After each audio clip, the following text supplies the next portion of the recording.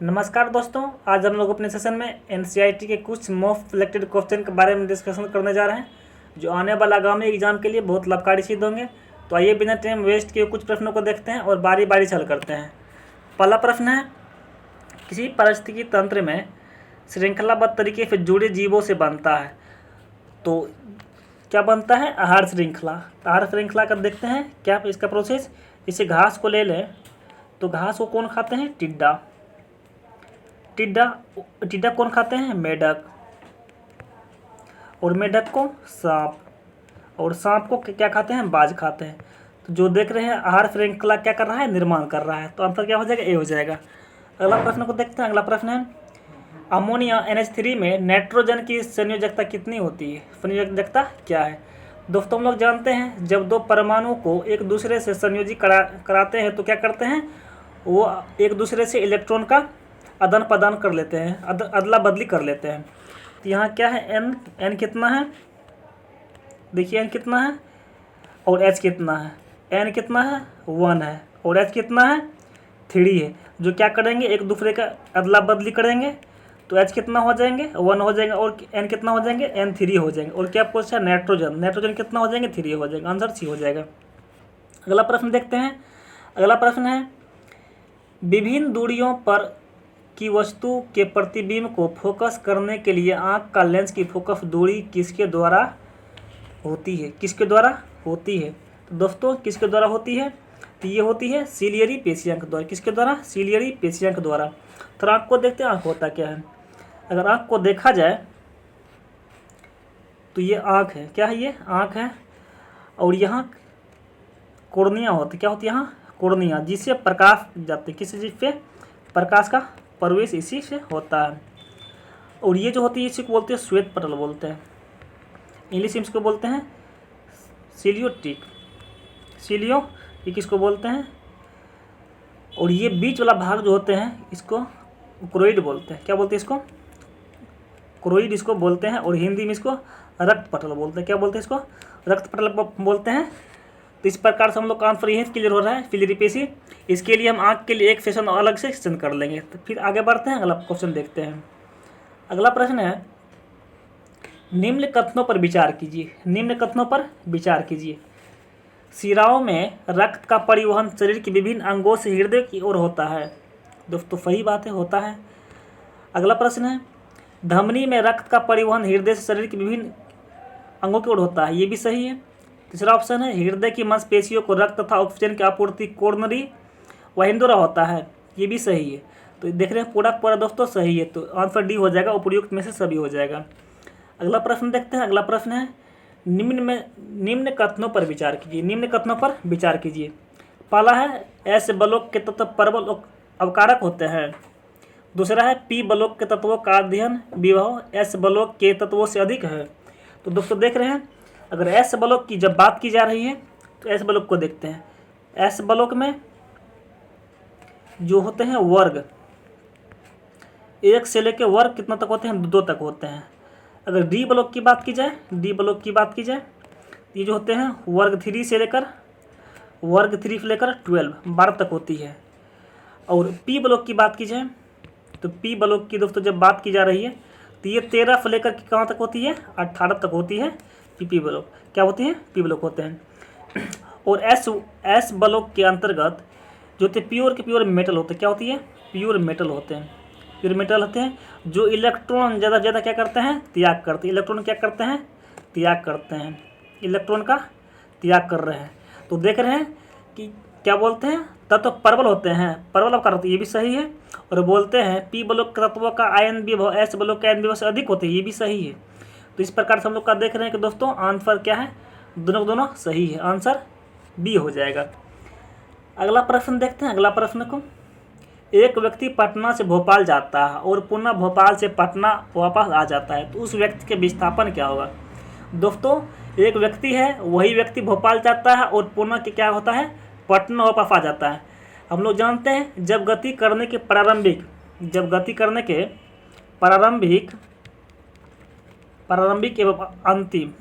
एवं अंतिम बिंदु एक ही हो, क्या हो? एक ही हो, तो ये क्या होता है, इसके विस्थापन क्या हो जाते हैं, इसके विस्थापन शून्य हो जाते हैं। क्या हो जाते हैं, शून्य हो जाते हैं। तो देखिए आंसर यही हो जाएगा, शून्य हो जाएगा। अगला प्रश्न देखते हैं।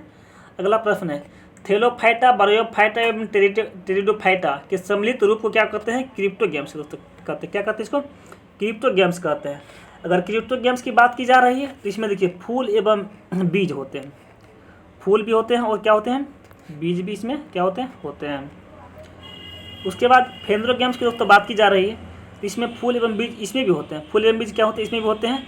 और जिम्नोस्पर्म की दोस्तों बात की जाए तो इसमें फूल नहीं होते, क्या होते हैं, इसमें फूल नहीं होते हैं लेकिन बीज इसमें होते हैं। क्या होते हैं, इसमें बीज इसमें होते हैं। अगला प्रश्न को देखते हैं। अगला प्रश्न है यदि F परिणाम का बल m द्रव्यमान की वस्तु, बोल रहा है F परिणाम का बल m द्रव्यमान की वस्तु को A त्वरण उत्पन्न करता, क्या करता है, A त्वरण उत्पन्न करता है तो क्या होगा, तो क्या होगा। दोस्तों हम लोग जानते हैं कि F बराबर क्या होता है, F बराबर क्या होता है ma, F बराबर क्या होता है ma। अगर जब A की मान हम लोग व्यक्त कर रहे हैं तो F बैक कितना हो जाएगा, m हो जाएगा। क्या हो जाएगा, m हो जाएगा। जहाँ A होगा जो डायरेक्टली प्रोपोर्शनल टू किसके बराबर होगा, F के होगा। किसके बराबर होगा, F के बराबर होगा। और फिर अगर A को निकाला जाए तो ये इन्वर्सली हो जाएगा 1/m, किसके हो जाएगा 1/m के। और यही पूछ रहा है तो क्या हो जाएगा, A जो है किसके व्युत्क्रम अनुपात हो जाएगा, A 1/m के हो जाएगा। तो आंसर बी हो जाएगा इसका।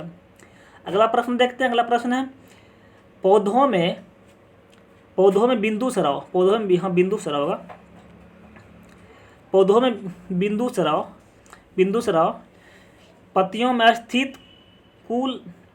स्थित कुल खास रंध्रों से होता है। कुल खास रंध्रों से, या रंध्रों से होता है। इस रंध्र को क्या कहते हैं, दोस्तों, इस रंध्र को क्या कहते हैं, जलरंध्र बोलते हैं। क्या कहते हैं इसको, जलरंध्र बोलते हैं। अगला प्रश्न है निम्नलिखित युग्म पर विचार कीजिए। विटामिन ए का स्रोत गाजर है, सही है। विटामिन ए का स्रोत क्या है, गाजर है, सही है। विटामिन सी टमाटर में पाया जाता है दोस्तों, हाँ इसमें विटामिन सी, इसी में स्टूडेंट अक्सर फंसते हैं, ये भी सही है। ये भी क्या सही है, क्योंकि टमाटर जब कच्चे होते हैं तो क्या होते हैं, खट्टे होते हैं। और खट्टे फल क्या होते हैं, विटामिन सी के क्या होते हैं, फ्रूट होते हैं। तो ये भी सही है। आयरन में पालक, ये तो सही है, ये है। प्रोटीन मटर में तो अब प्रचुर मात्रा में पाया जाता है। तो इस प्रकार का आंसर क्या है, सभी सही है। अगला प्रश्न को देखते हैं। अगला प्रश्न है सीधे पथ पर 20 मीटर प्रति सेकेंड की चाल से गतिशील कार का त्वरण 4 मीटर प्रति सेकेंड स्क्वायर, 4 मीटर पर सेकेंड स्क्वायर हो तो 2 सेकेंड बाद उसकी चाल कितनी हो जाएगी, 2 सेकेंड बाद उसकी चाल कितनी हो जाएगी। दोस्तों इसका प्रारंभिक वेग कितना है, देखिए हम लोग जानते हैं v बराबर क्या होता है, v बराबर u प्लस ए टी। यहाँ क्या प्रारंभिक वेग है, देखिए u कितना है 20 है, अब प्लस a कितना है, देख लीजिए a कितना है 4 है, और t कितना दिया हुआ है क्वेश्चन पे कितना दिया हुआ है, 2 दिया हुआ है। तो 4 दोनों कितना हो जाएगा, 8 हो जाएगा। तो 20 कितना हो जाएगा, 28 हो जाएगा। तो आंसर क्या हो जाएगा, डी हो जाएगा। आंसर डी हो जाएगा, 28 हो जाएगा।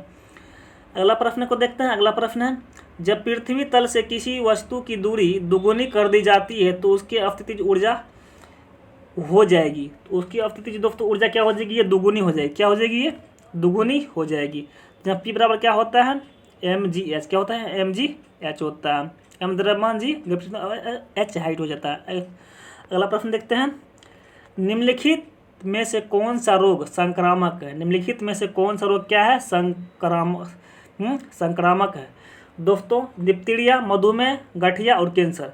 तो डिप्थीरिया जो है यही क्या है, संक्रामक, क्या ये संक्रामक है, जो क्या करते हैं, जो श्वास तंत्र को प्रभावित करते हैं, श्वसन तंत्र को क्या करते हैं, श्वसन तंत्र को प्रभावित करते हैं कौन, डिप्थीरिया। अगला प्रश्न है एक कुली 15 केजी का बोझ धरती से एक कुली 15 केजी का बोझ धरती से 1.5 मीटर ऊपर उठाकर अपने सिर पर रखता है। कहाँ, 1.5 मीटर उठाकर अपने क्या करता है, अपने सिर पर एक कुली रखता है। उसके बाद उसके द्वारा बोझे पर किए गए कार्य कितना, उसके द्वारा बोझ पर किए कार्य कितना। तो तुम लोग जानते हैं P बराबर क्या होता है, mgh होता है। कितना क्या होता है, mgh होता है। जहाँ m क्या है द्रव्यमान, जी ग्रेविटेशनल फोर्स, और h क्या है, हाइट है। तो यहाँ m की दोस्तों बात की जाए तो m क्वेश्चन कितना दिया हुआ है, 15 केजी दिया हुआ है। जी का मान नहीं दिया हुआ, जी का मान अपने मान से कितना 10 ले लेते हैं। और एच, अगर एच की बात की जाए तो एच कितना दिया है क्वेश्चन से 1.5 मीटर, कितना 1.5 मीटर इतना दे रहा है। तो 150 गुना 1.5 कीजिएगा तो कितना हो जाएगा 225 आ जाएगा, कितना आ जाएगा 225 आ जाएगा। आंसर 20 का हो जाएगा, आंसर बी हो जाएगा 225। अगला प्रश्न देखते हैं। अगला प्रश्न है, क्वेश्चन बहुत ही इंपॉर्टेंट है, इसको देखिएगा ध्यान से। मनुष्य में डबल ए डबल एक्स और वाई गुणसूत्र पाए जाने पर कौन सा लक्षण प्राप्त होते हैं। दोस्तों क्वेश्चन बहुत ही इंपॉर्टेंट है। जहाँ डबल ए क्या है, क्वेश्चन यहाँ पूरा कलेक्शन ने किया है। जहाँ डबल ए क्या है, जहाँ डबल ए क्या है ऑटोसोम, क्या यहाँ डबल ए क्या है ऑटोसोम, डबल ए क्या है यहाँ ऑटोसोम है। दोस्तों हम लोग जानते हैं कि मनुष्य शरीर में 22 जोड़ा, मनुष्य शरीर में 23 जोड़ा क्या होता है दोस्तों, क्रोमोजोम होते। क्या होता है 23 जोड़ा क्रोमोजोम होते हैं। तो 22वां जोड़ा तो मनुष्य में रबे करते हैं। उसके बाद 23वां जोड़ा जिसका होते हैं, 23वां जोड़ा ये दोस्तों इसको क्या बोलते हैं, इसको सेक्स क्रोमोजोम बोलते हैं। क्या बोलते हैं इसको, 23वां जोड़ा का सेक्स क्रोमोजोम बोलते हैं। क्या बोलते हैं, सेक्स क्रोमोजोम बोलते हैं। और प्रत्येक मनुष्य में मेल में क्या होते हैं XY क्रोमोजोम होते हैं, और फीमेल में क्या होते हैं, फीमेल में XX होते हैं। क्या होते हैं XX होते हैं।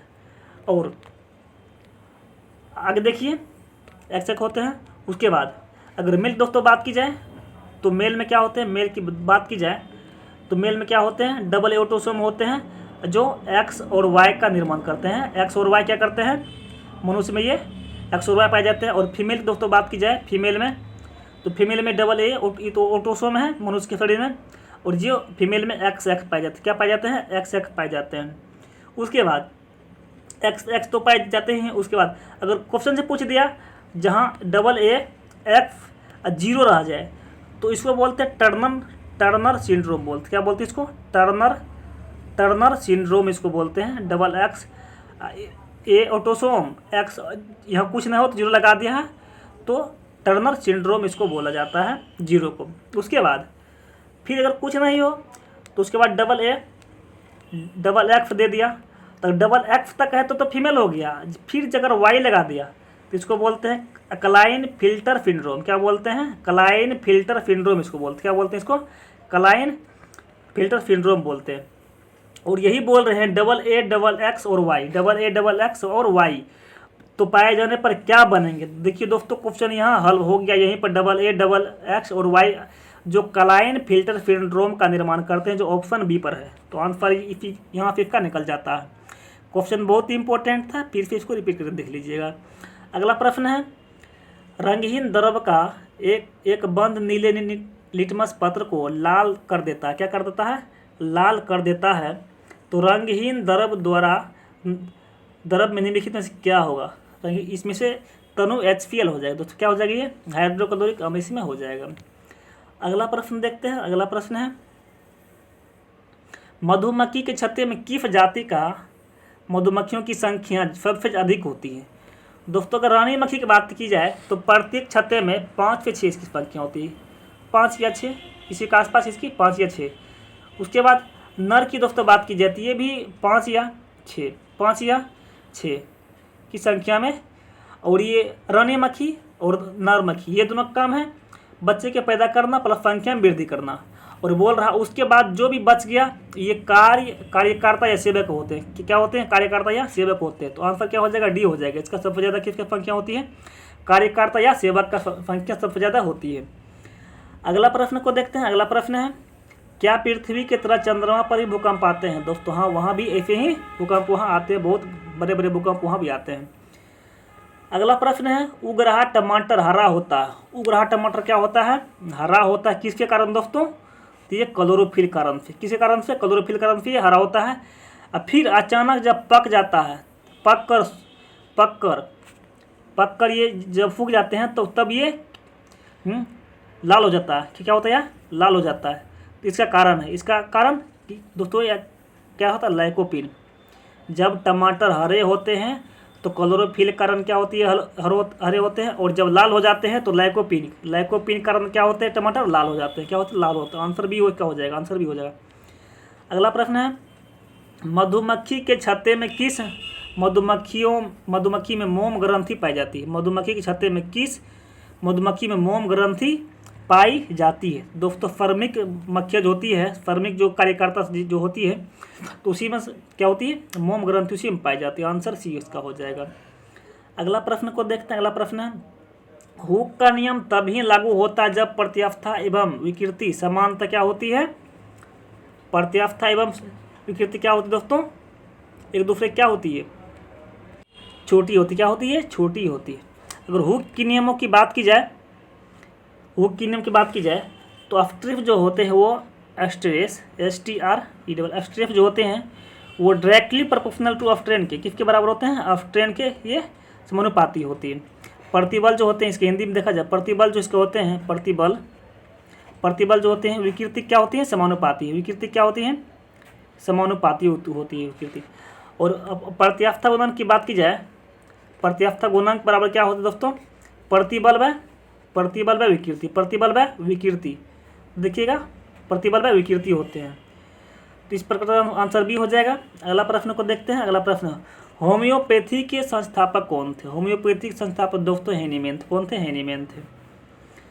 अगला प्रश्न है, रात को पेड़ के नीचे नहीं सोने की सलाह दी जाती है क्योंकि तब इससे क्या होते हैं? CO2 का उत्सर्जन होता है, CO का उत्सर्जन होता है, O2 का उत्सर्जन होता है, उपयुक्त में सभी।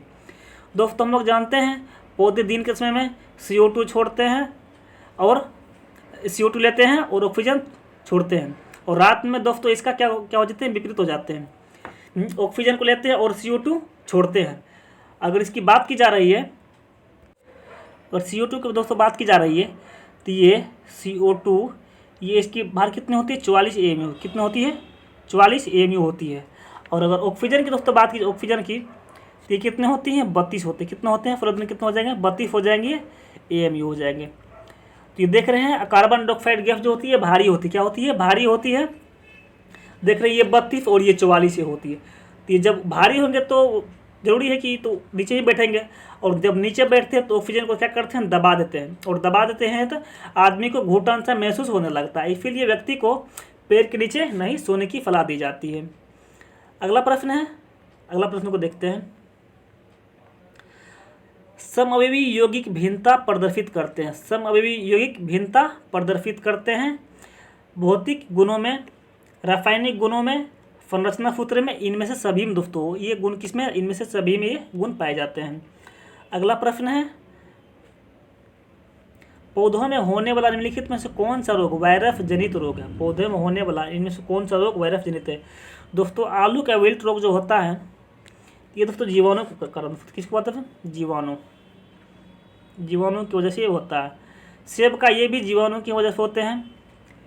उसके बाद गेहूं का टुंडू रोग ये भी जीवाणु के रोग से होते हैं। लेकिन टमाटर के जो दोस्तों होते हैं वे क्या होते हैं? विषाणु होते हैं। क्या होते हैं?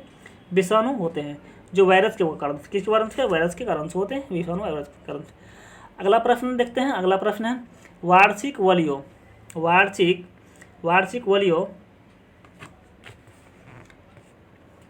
का अध्ययन क्या कहलाता है? वार्षिक वलियों, यहाँ वलियों गलती लिखा दोस्तों, वलियों का अध्ययन क्या कहलाता है? वार्षिक वलियों का अध्ययन क्या कहलाता है दोस्तों? डेंड्रोक्रोनोलॉजी। क्या कहलाता है? डेंड्रोक्रोनोलॉजी। अगला प्रश्न को देखते हैं। अगला प्रश्न है, निम्नलिखित कार्बनिक पदार्थों में से कौन सा प्राकृतिक में सर्वाधिक प्रचुरता में पाई जाती है? निम्नलिखित कार्बनिक पदार्थों में कौन सर्वाधिक प्रचुर मात्रा में पाई जाती है? सर्वाधिक प्रचुर मात्रा में दोस्तों ये कौन पाई जाती है? सेल्यूलोज। कौन? सेल्यूलोज पाई जाती है, जो किससे? पौधों से प्राप्त हम लोग को होती है। अगला प्रश्न देखते हैं। अगला प्रश्न है, संपोषणीय विकास के सिद्धांत के अंतर्गत आते हैं। ये दोस्तों संसाधनों के अति उपयोग में कमी लाना सही है, संसाधनों का पूर्ण उपयोग एवं पुनर्चक्रण ये भी सही दोस्तों, नवीकरणीय संसाधनों से ज़्यादा व्यवहार करना ये भी दोस्तों क्या होते हैं? सभी सभी सही है। अगर संपोषणीय विकास की दोस्तों बात की जाए, संपोषणीय विकास के अंतर्गत हुए आते हैं जिसका तो हम लोग उपयोग करते हैं, लेकिन उसका उस उपयोग ऐसा होना चाहिए जिससे प्राकृतिक संसाधनों पर इफेक्ट ना पड़े। कोई चीज़ काटते हैं तो उतना, जैसे पेड़ ही काट रहे हैं तो अगला पेड़ लगाने की बात की जाए, ताकि कोई प्रभाव ना पड़े, कोई इफेक्ट ना पड़े। अगला प्रश्न है, आयरन का लैटिन नाम क्या है? आयरन का लैटिन नाम क्या है दोस्तों? आयरन का लैटिन नाम क्या है? इसका नाम फेरम। क्या है? फेरम है। अगर उसके बाद कालियम किसकी है? पोटेशियम। ओरम किसकी है? इस सोना की। उसके बाद क्या है? अब प्लम्बम, ये किसकी दोस्तों है? प्लम्बम किसकी? पीबी की। किसी ही सीसा की। किसकी है? सीसा की। अगला प्रश्न को देखते हैं। पानी के बूंदों का तेलीय पृष्ठ पर ना चिपकने का कारण क्या है? पानी के बूंदों का तेलीय पृष्ठ पर ना चिपकने का कारण दोस्तों क्या है? तो आफंजक बल का अभाव होता है। क्या होते हैं इसमें? क्या होता है? आफंजक बल इसमें नहीं पाए जाते, इसीलिए क्या होते हैं? नहीं चिपकते हैं, इसलिए इसमें अभाव होता है। अगला प्रश्न कर देखते हैं। अगला प्रश्न है, इलेक्ट्रॉन की खोज, इलेक्ट्रॉन सूक्ष्मदर्शी खोज किसने की थी? इलेक्ट्रॉन सूक्ष्मदर्शी खोज किसने की थी दोस्तों? इसका खोज करने कौन था? नोल तथा रस्का। कौन था? नोल तथा रस्का इसका खोज था। अगर जेड जॉनसन तथा एच जॉनसन की दोस्तों बात की जाए तो ये सूक्ष्मदर्शी खोज की थी। किसी सूक्ष्मदर्शी की, सूक्ष्मदर्शी की खोज किसने की थी? जेड जेनफन ने तथा एच जेनफन ने। अगर ल्यूवेन हुक की दोस्तों बात की जाए तो ये यौगिक सूक्ष्मदर्शी, किसी यौगिक सूक्ष्मदर्शी की खोज की थी। अगला प्रश्न को देखते हैं। अगला प्रश्न दोस्तों, आज के सेशन में हम लोग 31+ क्वेश्चन का डिस्कशन किए, जो आने वाले एग्जाम के लिए बहुत लाभकारी सिद्ध होंगे। तो thank you very much. Heavy night. हम लोग फिर अगला सेशन में मिलते हैं कब?